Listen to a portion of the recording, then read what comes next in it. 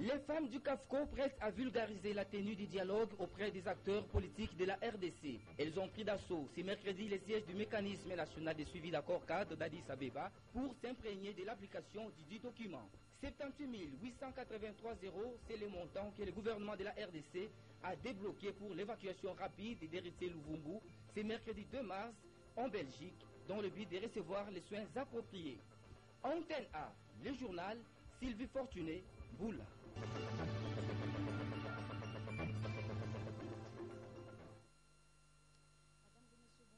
Bienvenue à tous à cette grande édition d'information. Merci à vous de nous rester fidèles. Que dit l'accord cadre d'Addis Abeba au sujet de l'organisation d'un dialogue en République démocratique du Congo? Le sujet a été au cœur de l'échange entre le coordonnateur du mécanisme national de suivi, François Mombachi Chimbi, et les femmes membres du CAFCO, dont Momat Précieux Mangonzo.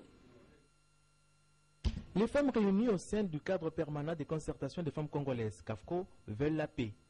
Voilà qui a justifié leur présence ce mercredi au mécanisme national de suivi. Elles sont venues s'imprégner auprès de son coordonnateur François Mamba du contenu de l'accord cadre d'Addis Abeba afin d'aller sensibiliser les acteurs politiques, autant de la majorité que de l'opposition, sur la tenue d'un dialogue politique en RDC.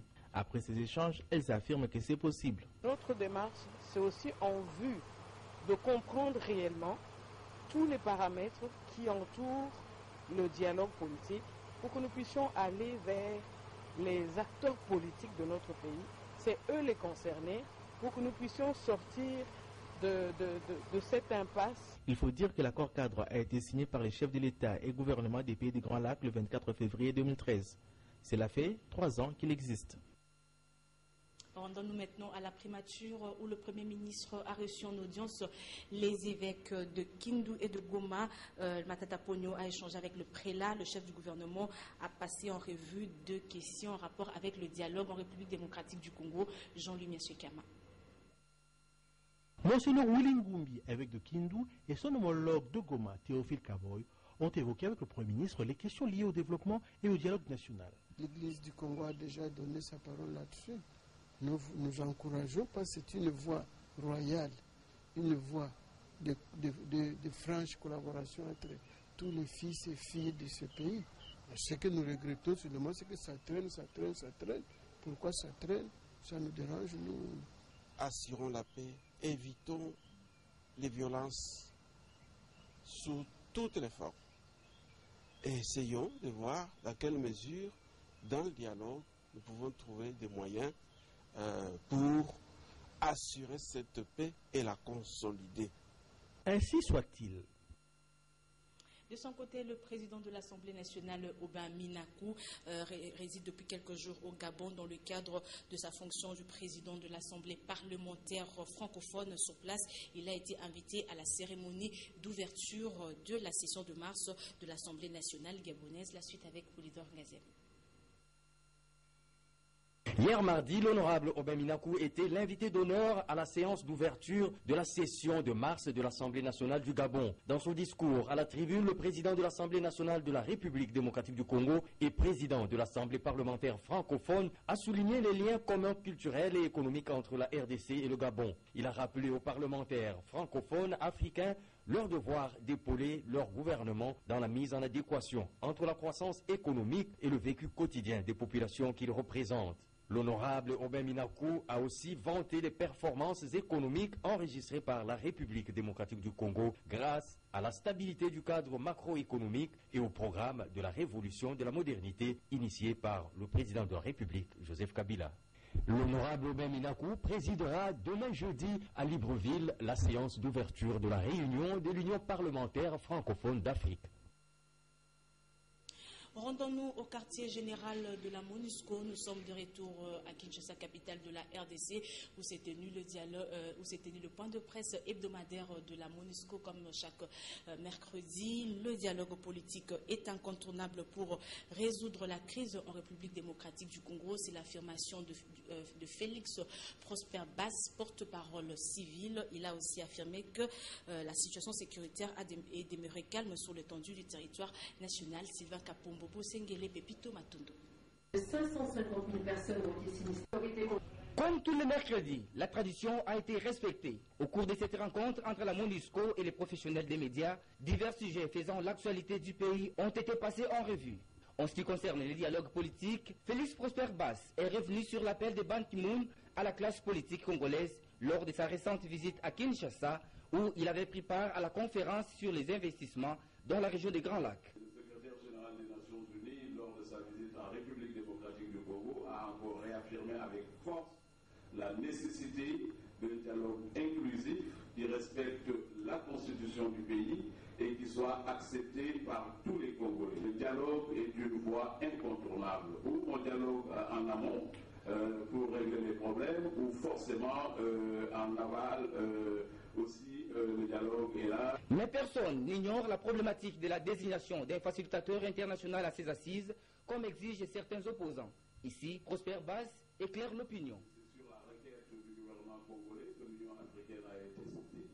Tout autant que les Nations Unies, et en son temps, Monsieur le secrétaire général avait dépêché à Kinshasa son envoyé spécial pour la région des Grands Lacs, M. Saïd Djidik, qui est venu faire un travail exploratoire en contactant toutes les parties. Et ensuite, l'Union africaine a nommé un médiateur.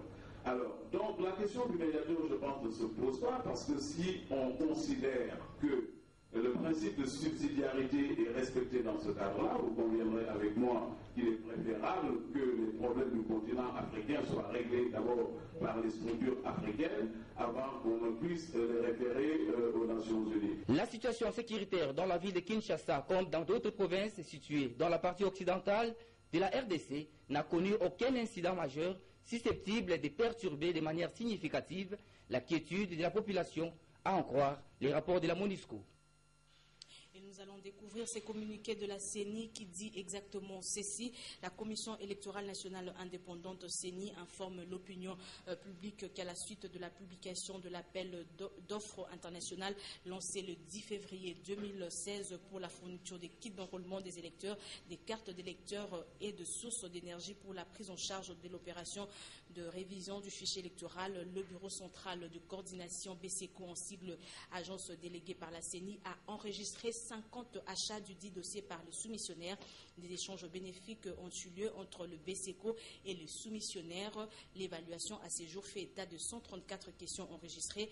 Ces questions se rapportent en partie aux aspects administratifs et financiers qui sont en train d'être examinés par le BCECO. Et puis, il a été constaté un nombre important de questions d'ordre technique qui sont examinées par la CENI. Une fiche de réponse a été élaborée à l'intention de tous les soumissionnaires. En conséquence, les délais des dépôts des offres initialement fixés au 10 mars 2016 et reportés au 28 mars 2016 aux heures de réception et d'ouverture des plis tels que fixés par le BCECO, le communiqué signé par Onésime Koukatoula Flalache, rapporteur adjoint.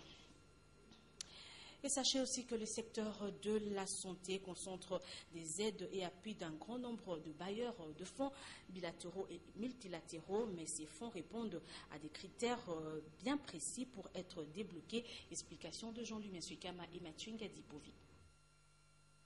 La santé est un secteur prioritaire pour tout pays. Dans son appui dans ce domaine, la France a une ligne claire. Il ne s'agit pas d'une coopération de substitution, madame. Il s'agit d'une coopération en partenariat. Nous sommes des partenaires. Nous n'allons pas fabriquer un système de santé primaire en RDC. L'Agence française de développement se focalise sur les soins maternaux-infantiles. Elle a jeté son dévolu sur le centre hospitalier Monkoli. Cet hôpital général de référence de la zone de santé Mongafula 1 a soigné 75 000 malades en 2015. Elle y est arrivée grâce à son système tarifaire. Nous avons 4 tarifs à Montpellier. Il y a les A, les B, les C et les D. Donc les A et les B sont des tarifs qu'on peut dire sociaux. C'est pour les personnes qui sont démunies, qui en réalité, au fait, ne nous permettent pas d'avoir une marge bénéficiaire. Le choix qu'a porté l'AFD sur le centre hospitalier Monkoli repose sur certains critères adoptés par les différents bailleurs. Il faut bien gérer l'argent qui arrive parce que chaque année, vous êtes audité. Il y a des indicateurs de suivi et d'évaluation. Donc ces indicateurs doivent être, vous devez regarder vos cibles. Est-ce que vous avez atteint vos cibles? qu'il y a un problème de relations interhumaines. Quand vous avez, par exemple, été formé à l'étranger, vous avez tissé des relations avec quelques personnes, quand vous rentrez ici chez nous, il faut continuer à entretenir ces relations-là. Un programme sous-régional au niveau de l'Afrique centrale doit être lancé au Congo-Brazzaville pour la formation en master de gestion hospitalière, médicale et pharmaceutique. Une rencontre a réuni les intervenants du secteur bancaire congolais et les représentants des institutions financières néerlandaises ce mercredi au fleuve Congo. Tel les buts étaient d'améliorer les conditions d'accès des entrepreneurs congolais aux finances. Cet atelier était donc organisé par l'ambassade de Pays-Bas en République démocratique du Congo en appui de la Banque centrale du Congo. Suivez. Les acteurs du secteur bancaire congolais, tant public que privé, ainsi que les représentants des banques néerlandaises entendent explorer les possibilités de collaboration entre les institutions financières néerlandaises et congolaises afin de promouvoir l'accès aux finances des entrepreneurs congolais.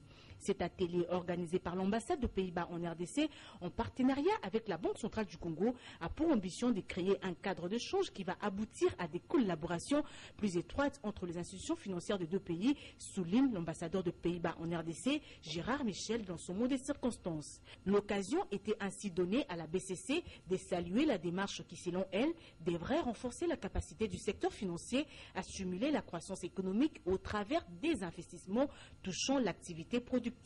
Tout dépend de l'intérêt que les uns et les autres vont trouver dans la relation qui va s'établir entre les deux parties. Il faudrait que chacun trouve de l'intérêt dans ce qui va se passer. Je ne doute pas que la partie hollandaise, après l'exploration, puisse trouver des créneaux au niveau de la République démocratique du Congo pour les financements des secteurs. Qu'il s'agisse des secteurs primaires, c'est-à-dire l'agriculture, l'élevage, qu'il s'agisse des secteurs secondaires, la transformation, l'industrie ou les secteurs tertiaires, en tout cas, il y a de la place pour ces entreprises. Et je crois que très rapidement, lorsque nous allons entrer en réunion avec eux, nous allons identifier les possibilités qui s'offrent à eux pour les financements dont le pays a besoin. Du côté de banques congolaises, l'issue de cet atelier devrait parvenir à des possibilités visant à renforcer le secteur bancaire en RDC. Les participants à ces travaux ont poursuivi les discussions, notamment en échangeant sur la finance rurale et la finance inclusive en RDC comme porteuse de croissance économique et créatrice d'emplois. Il est désormais docteur en droit. Il s'agit de Upio Kakurawa Paul qui a présenté ce mercredi 2 mars 2016 sa thèse intitulée « Régime juridique des aéronefs à vocation commerciale ». La séance s'est déroulée dans la salle de promotion Luc Juan de l'université de Kinshasa en présence d'un jury d'une dizaine de professeurs. Blaise Lunda, Bolidor Ngaziami, images et commentaires. Nous lui remettons le présent diplôme et les insignes de l'université et déclarons qu'il a la jouissance de tous les droits et avantages attachés au grade académique obtenu. Le régime juridique des aéronefs à vocation commerciale, contribution à l'étude du droit aéroportuaire congolais. Tel est le titre de la thèse présentée ce jour par Upio Kakurawa Paul dans la salle de promo Monseigneur Luc Gillon à l'université de Kinshasa. Une thèse motivée par la question principale énoncée par le candidat. La question principale consiste à décrypter les règles et mécanismes qui gouvernent le régime d'exploitation commerciale des aéroports dans la perspective d'une aviation écologique. La thèse a eu deux volets. Sur le plan théorique, nous dégageons les règles applicables au secteur aéroportuaire. Et sur le plan pratique, nous préconisons la réforme des aéroports en tenant compte de l'environnement concurrentiel dans lequel évolue l'industrie du transport aérien. Que faut-il faire devant le fait que les aéroports congolais se trouvent sur un marché concurrentiel? Comment doivent-ils se comporter afin de revêtir la robe d'aéroport commercial?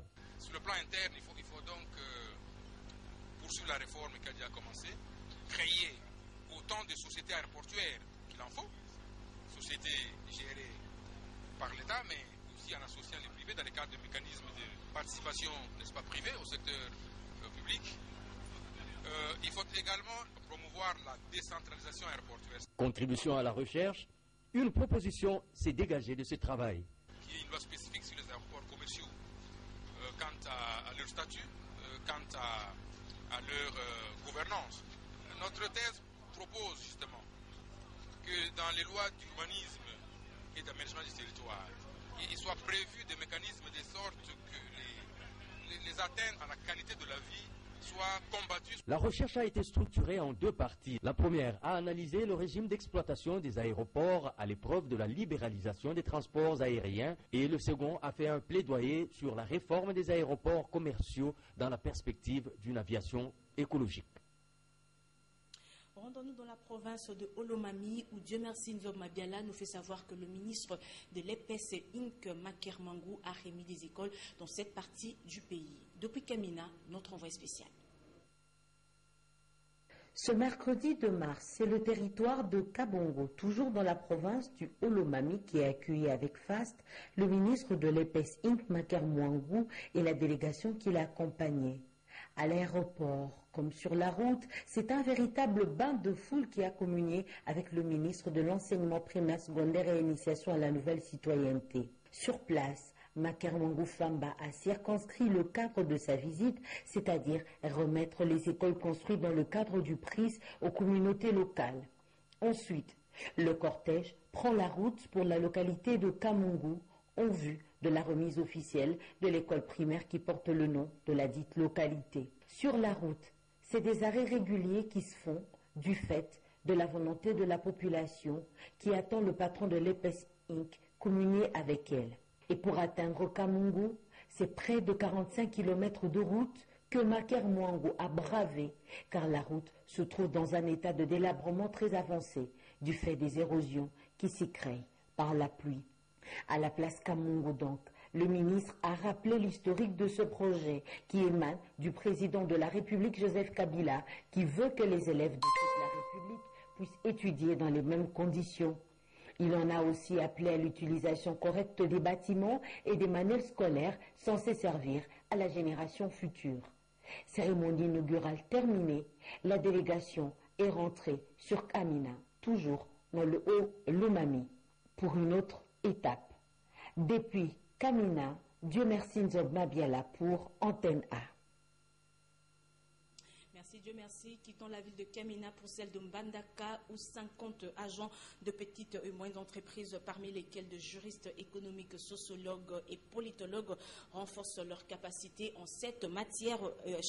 À Mbandaka, chef-lieu de la province de l'Équateur, dans un atelier de formation. Les enseignements sont disposés par une délégation venue de Kinshasa. Plus de détails avec notre correspondant sur place, José Maza Osukuma, joint depuis Mbandaka par Sylvain Kapombo Bosengele. Le centre Toumonza de Mbandaka a servi de cadre d'un atelier de formation des agents des petites et moyennes entreprises du Congo TME, province de l'Équateur, à l'intention de 50 personnes composées des économistes, juristes, sociologues et politologues, ainsi qu'autres. Présidé par le comité spécial adjoint à charge de la politique et administration, Dominique Bompaka, la cérémonie du lancement et de clôture est organisée en guise d'une délégation venue de Kinshasa, conduite par Joseph Ilumbe, conseiller du ministre de l'économie, de Mme Lisette Lota et de Patrick Muntu. De son mot, le président de l'Office de promotion des petites entreprises OPEC en sigle, à Fambale Maurice, a demandé aux récipiendaires de capitaliser les acquis de ce séminaire qui a visé la formation des encadreurs des agents des petites et moyennes entreprises PME. De Mbandaka, José Mazao Sukuma, Antenne A. Et nous retournons à Kinshasa, la capitale, pour vous dire que Star Chef revient sur Canal Plus le 4 mars 2016 dans sa deuxième saison. L'annonce a été faite ce mercredi par le directeur général de Canal Plus RDC autour d'un déjeuner de presse au restaurant Ressources dans la commune de la Gombe, Afrika Mujinga et Hugues Moussangilay. Star Chef saison 2, le plus grand concours panafricain des cuisines revient sur les petits écrans. Dès le 4 mars à 20h30 sur A+, canaux 21 et 22. L'annonce a été faite ce mercredi 2 février 2016 par le directeur général de Canal Plus RDC, Jean-Claude Chipama. Nous sommes heureux parce que c'est une émission de divertissement. La première saison avait fait de Christian le gagnant, donc la fierté pour la RDC. Et donc nous sommes aujourd'hui plus que contents de revenir encore et proposer à nos abonnés et tous ceux qui ne le sont pas encore de se dépêcher pour pouvoir suivre la deuxième saison qui va commencer avec des talents, des candidats de talent. On a encore une participante de la RDC, Lisette, qui va commencer, comme j'ai dit tout à l'heure, dans 2 jours. Donc c'est un moment important pour nous et pour toute l'Afrique. Star Chef est un concours, une télé-réalité au cours de laquelle 6 candidats se disputent les titres de chef star en 8 épreuves. Pour la première saison, ce concours a été remporté par un Congolais, Christian Yumbi. Il a profité de cette annonce pour encourager les candidats de la deuxième saison. Gagner sa vie correctement, si on fait un métier qu'on aime. Donc il faut qu'on arrive à donner la valeur à nos métiers et comme ça on peut avancer. Et aussi pour les mamans, question, on va dire, d'hygiène aussi, la nourriture. La nourriture, c'est 80, on va dire, plus ou moins au-delà de 60% de notre santé. Pour juger les grands tops de la cuisine africaine, Star Chef a fait appel à 2 grands cuisiniers du continent, à savoir Loïc Dable et Christian Abégan, un chef cuisinier au CV éloquent, sage de la gastronomie africaine. Cette saison, la RDC est représentée par une femme, Lisette Kassoki Luanzo. Et sachez aussi que c'est depuis ce 29 février 2016 que la Société nationale d'électricité SNEL a lancé sur la place des évolués à Gombe les journées portes ouvertes afin de permettre aux clients de faire des revendications concernant la perturbation de la fourniture en énergie électrique qui constitue justement ces dossiers que vous propose José Moussangani. La perturbation en fourniture électrique cause d'énormes dégâts dans plusieurs secteurs. Cette femme, elle a du mal à faire des économies et des provisions de vivres frais, car elle dépense plus en achetant des produits de première nécessité et la braise à cause de la coupure excessive et successive du réseau électrique. Un jour à délestage, un jour à courant. Le leçon courant, le bureau, et puis il y a un journée mobilisée.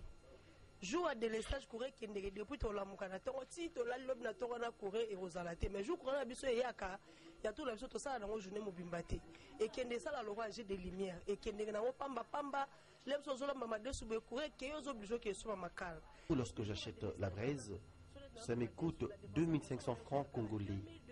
Ajoute à cela le fait que j'ai du mal à m'approvisionner en vivres frais. La dépense na somme aller sur makala 2500.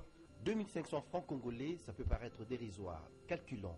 2500 francs congolais fois 30 jours, ça vous donne 75 000 francs. Et si vous multipliez par 12, ça vous fera 900 000 francs congolais par an.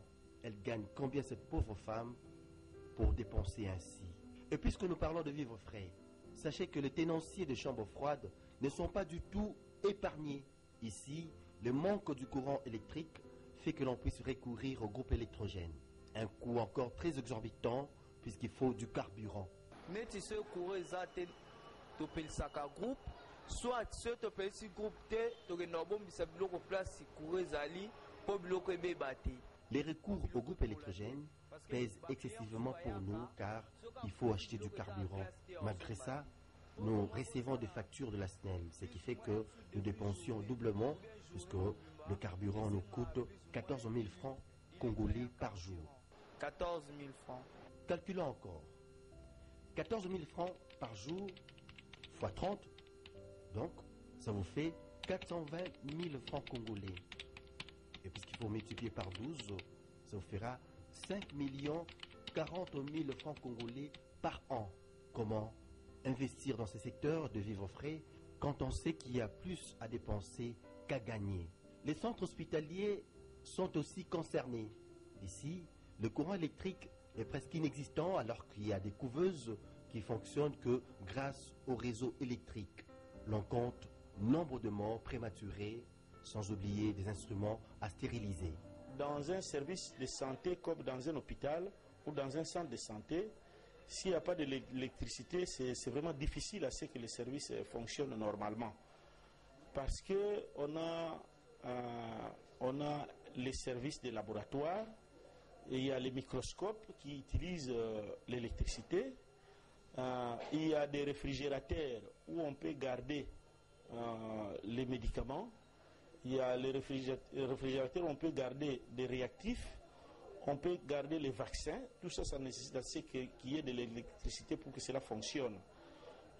Il y a aussi la stérilisation des matériels. Vous savez, quand on veut travailler convenablement, les matériels qu'on utilise dans un centre de santé doivent être stériles, doivent être propres. La Société nationale d'électricité est devenue ennemie de la lumière et malade d'elle-même, d'autant plus que les institutions publiques et l'État ne payent jamais leurs factures. Un manque à gagner d'au moins $1 milliard par an. Comment réaliser ces plans stratégiques nationaux de développement axés sur la révolution de la modernité lorsqu'un des socles de ces développements n'est pas pris en considération? Cela prouve à suffisance comment la République démocratique du Congo s'illustre de plus en plus en un état sorcier, pour reprendre l'expression du chercheur Edi Djouma. Merci José Moussa Ngana. 70 000 euros, près de 70 000 euros, je voulais dire, et la somme reçue par le vice-président de la FECOFA et le médecin des Léopards concernant le voyage du joueur héritier Luvumbu, blessé lors du championnat national Rwanda 2016. Denis Kambaï, ministre de Sport, les a reçus en son cabinet avant le voyage prévu ce soir. Papi Alikumba Kisaka.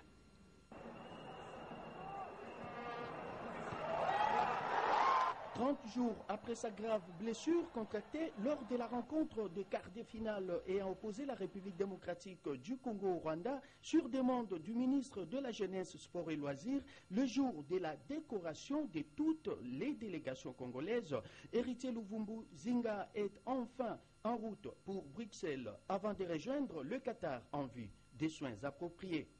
Pour lier l'acte à la parole, le ministre de la Jeunesse, Sport et Loisirs, Denis Kambaï Chimbumbu, a remis entre les mains du vice-président de la Fédération congolaise de football association, Théobald Binamungu, et du médecin de l'équipe nationale, Dr Jean-Pierre Mbungu Kakala, une enveloppe contenant le titre de voyage, les frais de séjour et les soins médicaux estimés à la hauteur de 78 883 euros et ventilés de la manière suivante: 25 888 euros pour les soins médicaux, 27 495 euros pour le titre de voyage, 25 500 euros pour les frais de séjour. Conscient du poids sémantique que regorgent ces gestes du gouvernement, le patron des sports en République démocratique du Congo n'a pas manqué de commentaires. Comme nous l'avons fait devant son Excellence, Monsieur le Président de la République, chef de l'État, une demande directe par rapport à votre état de santé, le chef de l'État avait réagi le même jour. C'est comme ça que directement que j'ai été instruit aussi par son Excellence, Monsieur le Premier ministre, pour que nous puissions agir d'urgence surtout de la question et la procédure. Je voudrais que je puisse saisir mon collègue de la santé. Mais entre-temps, votre médecin est en contact avec les hôpitaux qui devaient s'occuper de la procédure au niveau de l'Europe, soit le Qatar et la Belgique. Vous devez quitter Kinshasa. Nous vous souhaitons sincèrement bonne chance et prompte guérison au nom de tous les fils et filles de la République démocratique du Congo. Du côté du bénéficiaire de cette bienveillance, quoi de plus normal que de remercier le chef de l'État, le numéro 1 en charge des sports congolais et le gouvernement tout entier.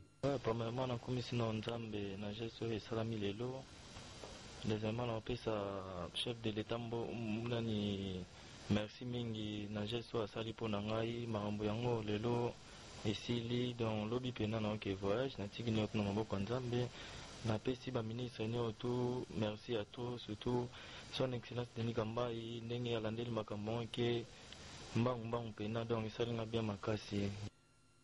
Bref, la satisfaction restera le seul sentiment qui va animer le monde sportif congolais en apprenant cette évacuation dans le délai du petit gaucher des Léopards de la République démocratique du Congo. Voilà, c'est sur cette note que nous mettons fin à ce journal qui a été supervisé par Sylvain Kapombo-Boseng et réalisé par Claude Toumba. Nous vous disons infiniment merci de l'avoir reçu chez vous. Le prochain, c'est demain à 7h avec Patricia Bassois.